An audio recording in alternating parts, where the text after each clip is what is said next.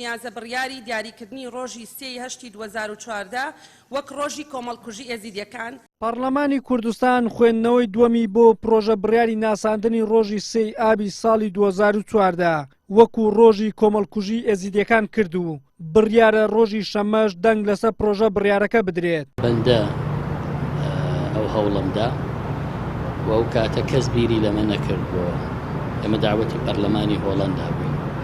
کاتێک لە وەزارەتی دەرەوەی هۆڵەندا وتیان چیتانەوە بۆتان بکەین، من داوایەکەم هەیە ئەلەو پەنجەرەوە سیر کە دادگای لاهایی نزیکە لە ئێمەوە ئێمەمانەوە بگەین بەو دادگایە بۆی ئەم بەڵگەی تاوانانە بەرین بۆ ئەوێ خۆشبەختانە بۆ ڕۆژی دواتر وادەکەیان بۆ ڕێخستین و دادگای لاهاییمان بینی و ئەسکاڵامان تۆمار کرد. لە خولی پێشووی پەرلەمان سۆران عومەر وەکو سەرۆکی لێژنەی مافی مرۆڤی پەرلەمان لە هەوڵێکی تاکە کەسی کەیسی ئێزیدیەکانی بردە دادگای لاهای تاکە داواکاری دادگاکەش ڕادەستکردنی یەکێک لەو تیرۆرستانە بوو کە سەر بە وڵاتێکی ئەندام لە دادگاکە بێت. بەڵام سۆران عومەر ئاشکرای دەکات حکوومەتی هەرێم تا ئێستا ئامادە نییە داواکاریەکەی دادگای لاها جێبەجێ بکات، بۆیە کەیسەکە هەروەکو خۆی ماوەتەوە و بەرەو پێش نەچووە. لە خولی ڕابردوو بەندە وەک سەرۆکی لیژنەی مافەکانی مرۆڤ ئەم کەیسەم بردە دادگای تاوانی نێودەوڵەتی سکاڵام تۆمار کرد و لەگەڵ دادگای تاوانی نێودەوڵەتی لەسەر خەت بووین بۆ ئەوەی ڕێگایەک ببینینەوە ئەوان بتوانن لێکۆڵینەوە لەم تاوانانە بکەن کە هەمووی تاوانی دژ بە مرۆڤایەتی و کۆمەڵکوژی و تاوانی جەنگە لەو ناوچانە بەرامبەر بە ئێزیدیەکان و پێگاتەکانی تریش لەو ناوچەیە تەنانەت بەرامبەر بە موسڵمانەکانیش کراوە.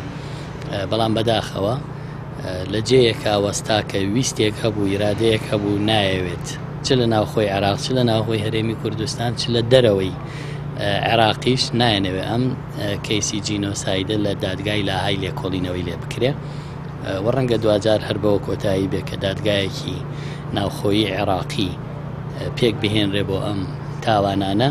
ئێمە پشتیوانیەوە بووین کە بەڵێەوە جینۆساید بووە و ڕۆژێکیش مافی خۆیانە بۆیان دیاری بکرێت. پرۆژە بڕیارەکە لە 5 مادە پێکهاتووە.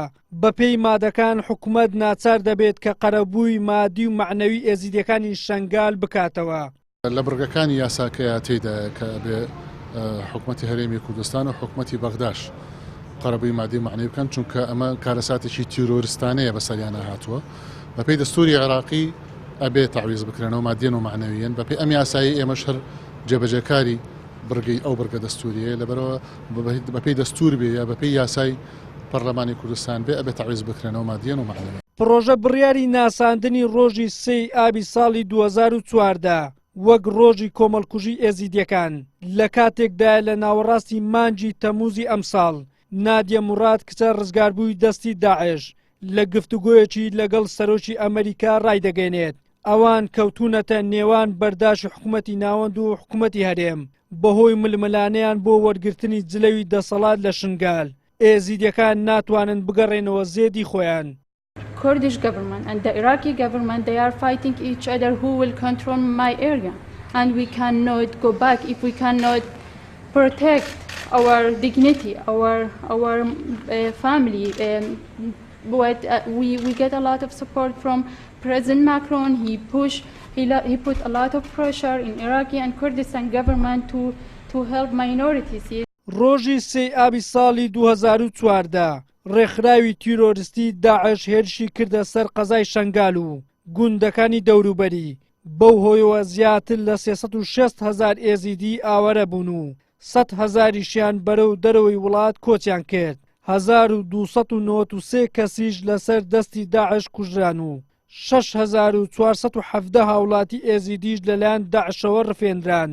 تا ئێستاش نزیکەی 3000یان ماون و ئازاد نەکراون. ئەمەش لە کاتێکدایە کە داعش هێرشی کردە سەر شنگال.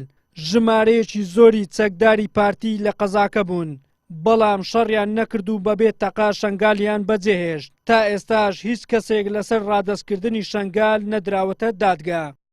وەلی سەلیم، کەناڵی ئاسمانی پێیام، هەولێر.